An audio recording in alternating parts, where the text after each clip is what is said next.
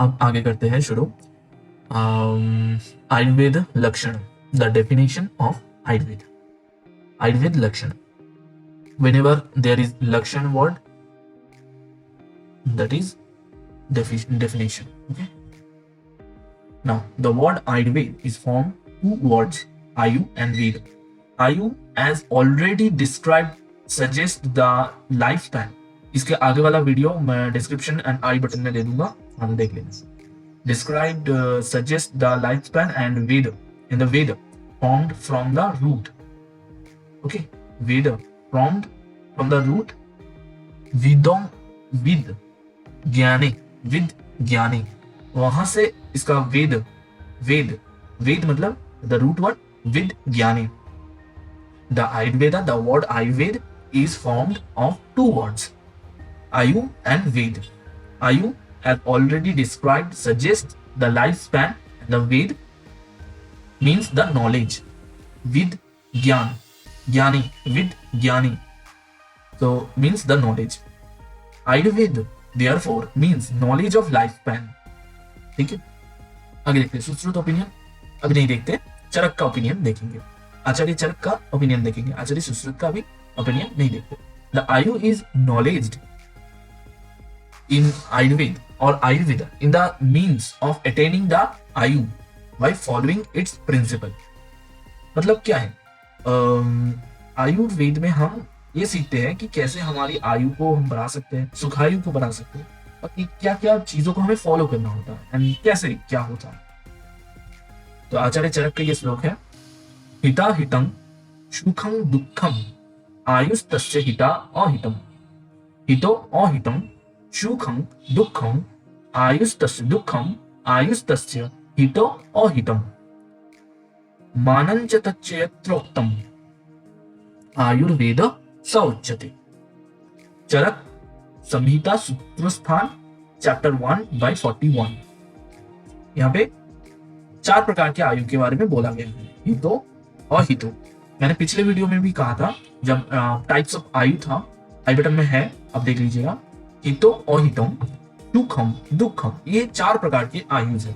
The Sushruta और सूत्र शास्त्र, सॉरी, द शास्त्र treatise system which ponder over the hitayu, ahitayu, shukhayu and dukhayu in all the aspects and describes the measurement of the beneficial and harmful entities.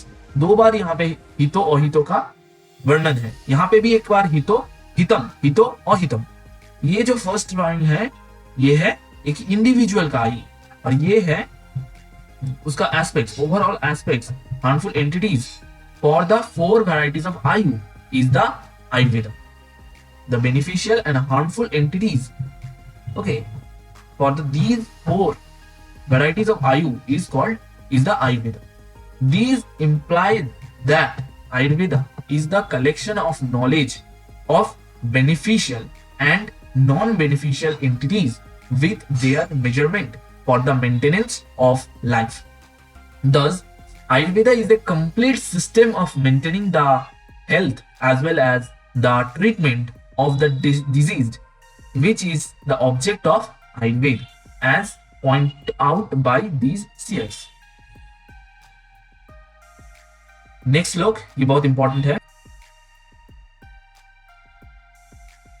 प्रयोजनं चस्य, प्रयोजनं चस्य स्वास्थ्यस्य स्वास्थ्यरक्षणम् आतुरस्य विकार प्रशमनं च। मतलब प्रयोजनम, प्रयोजनम मतलब इसका प्रयोजन, इस चीज का आयुर्वेद का प्रयोजन।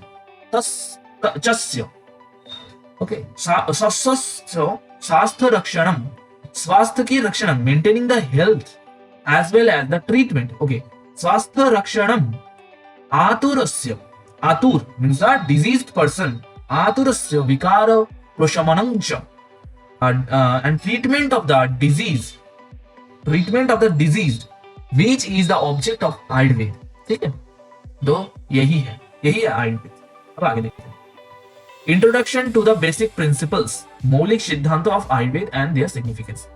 यही इसी के ऊपर वीडियो एक है, वो मैं आई बटन पे दे देता हूँ, वहां पे पहले देख लीजिए, मैं दोबारा नहीं बता रहा हूँ इस पे, वहीं से देख लीजिए, मैं ये पार्ट स्किप करके जा रहा हूँ, ठीक है।